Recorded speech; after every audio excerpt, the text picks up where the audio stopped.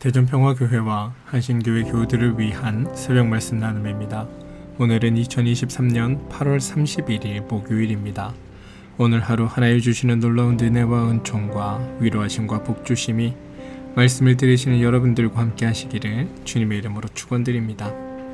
오늘 하나님께서 우리에게 주신 말씀은 사도행전 2장 5절로부터 13절까지 말씀입니다. 사도행전 2장 5절로부터 13절입니다. 그때 경건한 유대인들이 천하 각국으로부터 와서 예루살렘에 머물러 있더니 이 소리가 나매 큰 무리가 모여 각각 자기의 방언으로 제자들이 말하는 것을 듣고 소동하여 다 놀라 신기하게 여겨 이르되, 보라, 이 말하는 사람들이 다 갈릴리 사람이 아니냐? 우리가 우리 각 사람이 난 곳 방언으로 듣게 되는 것이 어찌 됨이냐?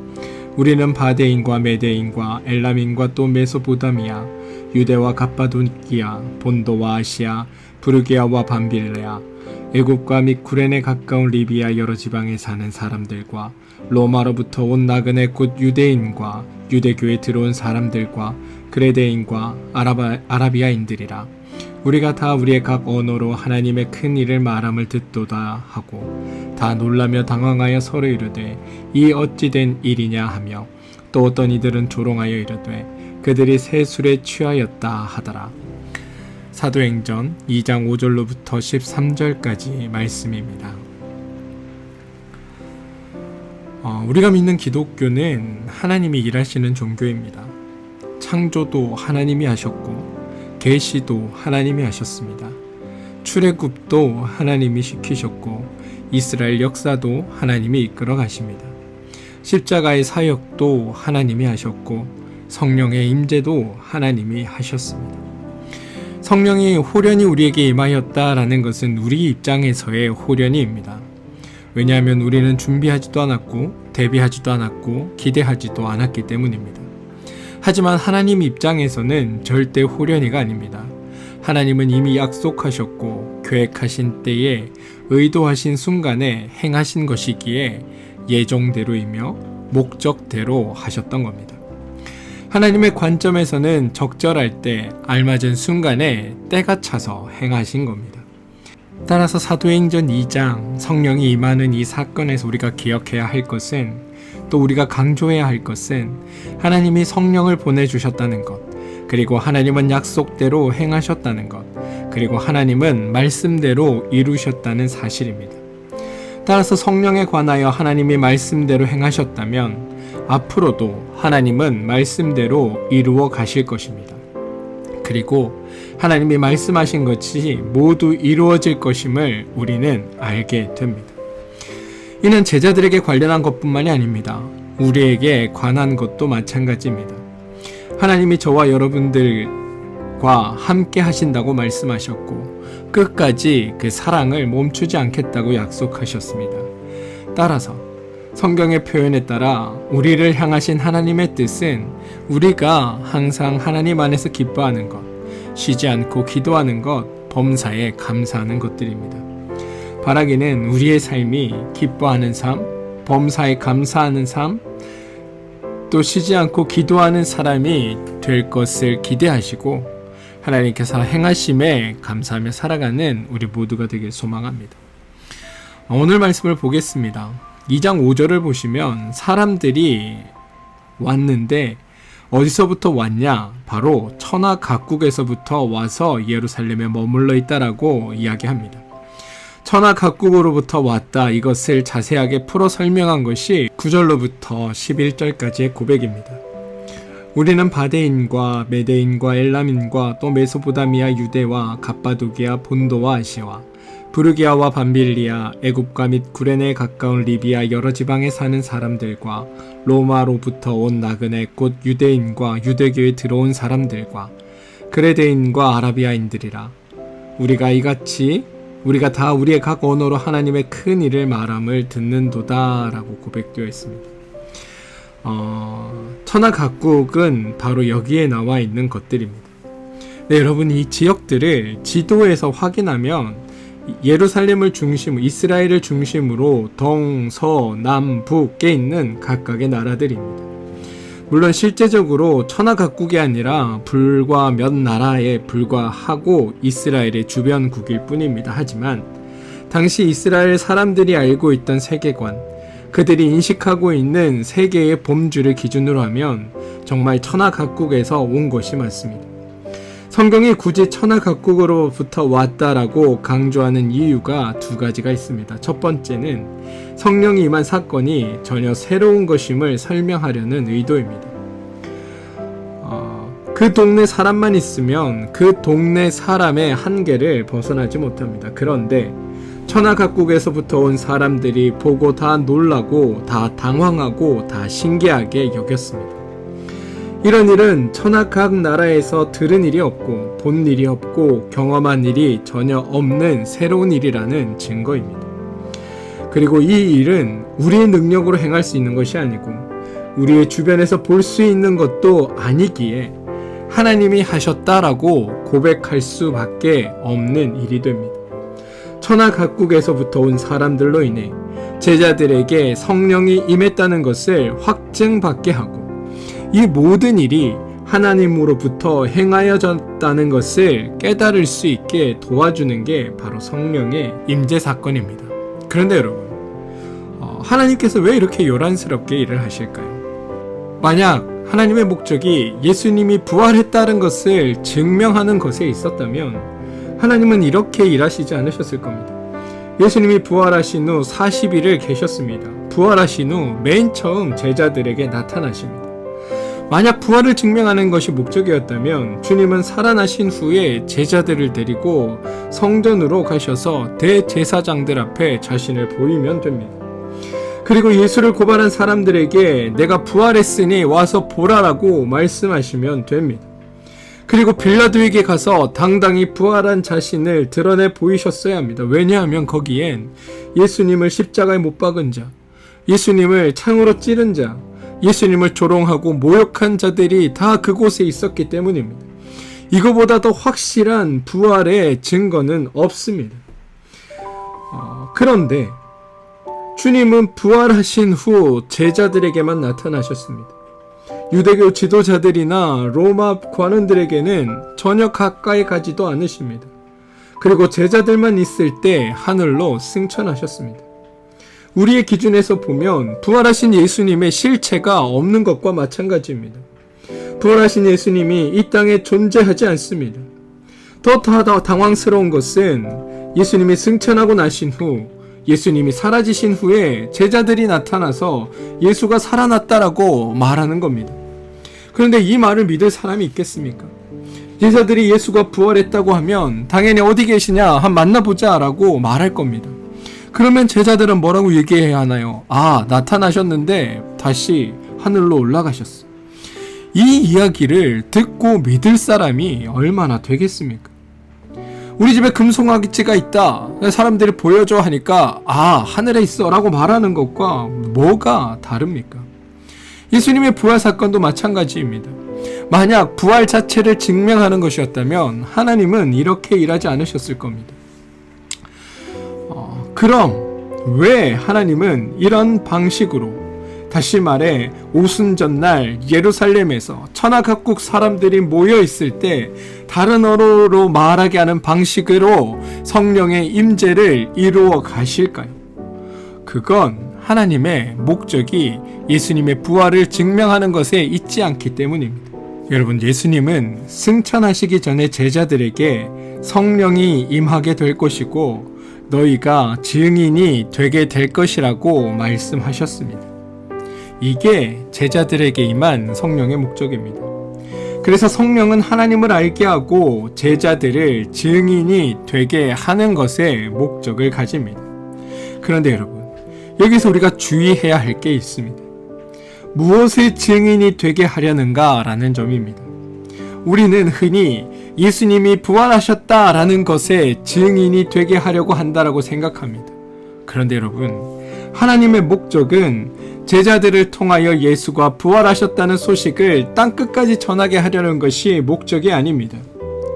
하나님의 목적은 제자들이, 그리고 예수를 그리스도라고 고백하는 이들이 예수님의 부활로 인하여 주어지는 그 결과를 누리며 살도록 하는 것이 하나님의 목적입니다.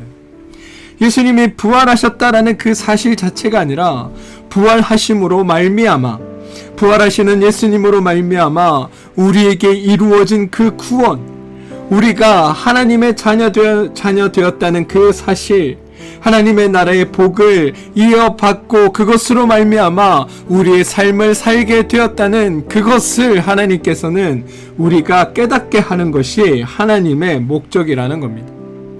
만약 예수님의 부활을 널리 알리는 것이 하나님의 목적이었다면 제자들을 통할 이유도 없습니다. 그냥 주님이 나타나시면 끝나는 겁니다. 지금 우리 하나님의 목적은 예수의 십자가의 죽음과 부활이라는 방식을 통해 죄인 되었던 너희가 구원받게 되었다. 또한 구원받은 너희가 하나님 안에서 참 자유와 평안과 안식을 누리는 그 삶을 부여받게 되었다. 그러니 너희들은 그런 삶을 삶으로 말미암아 예수를 믿으면 어떤 삶이 너희들에게 주어지는지를 드러내고 나타내며 그것을 살아냄을 통해 주님의 하나님의 일하심의 증인으로 살도록 부름받았다는 겁니다. 따라서 제자들은 예수가 부활했다는 것을 알려야 하는 사람이 아니라 예수님의 부활로 말미암아 주어진 삶의 결과를 누리는 사람이어야 한다는 겁니다. 그건 우리에게도 마찬가지입니다. 우리는 예수님의 부활의 결과를 누려야 하는 사람들입니다. 부활을 증언하는 방법이 부활했습니다라를 말로 드러내는 것이 아니라 주님께서 부활하심으로 말미암아 우리에게 이루어진 일들을 떠올리고 기억해내고 그 부활의 결과를 삶으로 살아내고 드러내며 살아갈 때 우리는 증인으로서의 역할을 잘 감당하고 있다라고 말할 수 있다는 겁니다. 그런 관점에서 사도행전 1장 8절의 말씀도 새롭게 읽혀야 합니다. 사도행전 1장 8절입니다. 예루살렘과 온 유대와 사마리아와 땅끝까지 이르러 내 증인이 되리라. 예루살렘과 온 유대와 사마리아와 땅끝까지 이르러 증인이 되라 라는 말씀으로 우리가 지금까지 읽어왔고, 그래서 오늘 본문을 들고 땅끝까지 복음을 전파하자고 말합니다. 그래서 사도행전 28장에서는 로마까지 갔다고 하고, 아직 땅끝까지에 이른 것은 아니니 지금 우리가 하나님의 말씀을 듣고 땅끝까지 가서 복음을 전해야 한다고 우리는 이야기합니다. 근데 여러분, 28장까지 갈 것도 없이 오늘 당장 2장 5절을 보시면 천하 각국에서부터 왔다라고 성경은 고백합니다. 그리고 11절에 보시면 우리가 다 우리의 각 언어로 하나님의 큰 일을 말함을 듣는도다 라고 말합니다. 우리는 땅끝까지 가자라는 생각을 합니다. 그런데 성경은 이미 천하 각국으로부터 와서 들었다라고 우리에게 선언하고 있다는 겁니다. 예수님이 증인에 대한 것에 대한 표현이 누가복음 24장 46절에도 나옵니다. 또 이르시되 이같이 그리스도가 고난을 받고 제3일에 죽은 자 가운데서 살아날 것과 또 그의 이름으로 죄 사함을 받게 하는 회개가 예루살렘에서 시작하여 모든 족속에서 전파될 것이 기록되었으니 너희는 이 모든 일의 증인이라 라는 겁니다. 이때 등장하는 모든 족속, 이 모든 족속이라는 말이 바로 오늘 2장 5절에 나눈 천하 각국이라는 말과 같은 말로 성경은 등장합니다. 그러니까 천하 각국에서부터 온 것이 모든 족속으로부터 온 것이라는 겁니다. 땅끝까지 이미 말씀이 전해졌다라고 성경은 우리에게 이야기하고 있다는 겁니다. 2장 5절에 의하면 우리가 모든 족속에게 가기도 전에 이미 모든 족속이 나와 들었습니다. 땅끝까지 하나님의 말씀이 선언된 겁니다. 부활했다는 그 사실이 선언된 것이 아니라 예수의 부활로 말미암아 우리가 누려야 할 것들, 우리에게 이루어진 것들이 제자들을 통해 선언되고 나타났다라는 것이 성경의 고백이라는 겁니다. 이 이제 복음이 예루살렘에 퍼졌느냐, 온 유대와 사마리아로 넓어졌느냐, 로마까지 확장되었느냐는 더 이상 우리의 관심거리가 아닙니다. 제자들이 할 일은 땅끝까지 가는 것이 아닙니다. 제자들이 할 일은 예수님이 부활하셨다는 소식을 전하고 다녀야 하는 것이 아니라 내 삶에서 이루어진, 하나님께서 내 삶을 통해 무엇을 만들어내셨는지, 무엇을 이루셨는지, 내 삶에 무엇을 베푸셨는지를 증명하며 살아내는 것, 그게 증인으로서의 우리의 역할이라는 겁니다. 그게 제자로서의 역할이라는 겁니다. 하나님 자녀로서의 삶을 만들어내고 우리에게 베풀어 주신 참된 자유와 평안과 안식과 사랑과 온유와 인내와 절제와 양선과 오래 참음과 충성이라는 그 삶의 열매들을 통해 하나님의 사람으로 살아내는 것, 하나님의 우리에게 이루어 주신 일을 알아차리고 알게 된 것을 우리가 누리며 살아가는 것, 이게 우리가 해야 할 일이라는 겁니다. 그래서 하나님께서 뜻하신 바, 그것을 증언하는 증인이 되는 것, 그게 우리가 해야 할 몫이라는 겁니다. 삶으로, 지금 내가 있는 이 자리에서 하나님의 말씀을 가지고 살아냄으로 말미암아 하나님을 믿는 사람의 삶이 그렇지 않았던 삶과 어떻게 다른지를 증언하고 살아내는 것, 하나님이 우리에게 베풀어 주신 그 은혜와 사랑을 기억하고 그것을 신뢰하고 붙들므로 말미암아 우리에게 주어진 구원의 삶을, 또 우리 주어진 하나님의 은혜를 우리 삶에서 만들어가고 이루어가며 살아내는 삶, 그게 우리가 해야 할 일이라는 겁니다. 사랑하는 성도 여러분, 오늘 하루 하나님이 주신 은혜와 복락을 여러분 삶 안에서 온전히 누리는 여러분들 되시기를 주님의 이름으로 축원드립니다. 그래서 말씀의 증언자로 오늘 여러분 살아주십시오. 함께 기도하겠습니다. 주님, 우리에게 이루어 주신 일, 우리의 삶에 열매 맺게 하신 일들로 말미암아 하나님 나라의 증인으로 살게 하여 주시옵소서. 부활하신 주님을 전하는 일이 우리의 말로서가 아니라 부활로 말미암아 주어진 삶을 우리가 복되고 행복하게 살아내는 것을 통해 하나님의 일하심과 은혜 베푸심, 우리를 향한 하나님의 사랑을 증언하는 증언자가 되게 하시고, 우리의 삶을 통해 하나님께서 이루신 것들을 드러내고 나타내면서 하나님의 복된 삶을 전하는 일이 오늘 우리 가운데 있게 도와주시옵소서. 예수님의 이름으로 기도합니다. 아멘. 함께 중밤에 기도할 제목을 나누겠습니다. 첫 번째 기도 제목은 몸과 마음의 힘듦으로 인해 어려움을 겪고 있는 우리 교우들이 있습니다. 그 교우들을 위해 기도해 주시기 바랍니다. 자녀들을 위해 기도하시기 바랍니다. 하시는 일과 사업체를 위해 기도하시기 바랍니다. 교회를 위해 기도해 주시고 나라와 민족을 위해 여러분 기도해 주십시오. 믿음의 증인, 이미 땅끝까지 예루살렘에서 하나님의 말씀이 증언되었습니다. 중요한 건 하나님께서 우리에게 목적하신 바를 우리의 삶으로 드러내고 나타내면서 그 삶을 살아내는 것이 우리에게 주어진 일입니다. 부디 오늘 하루 여러분의 삶이 하나님으로 말미암아 행복하고 기쁘고 감사할 수 있는 복된 삶 되기를 주님의 이름으로 축원드립니다. 함께 기도하겠습니다.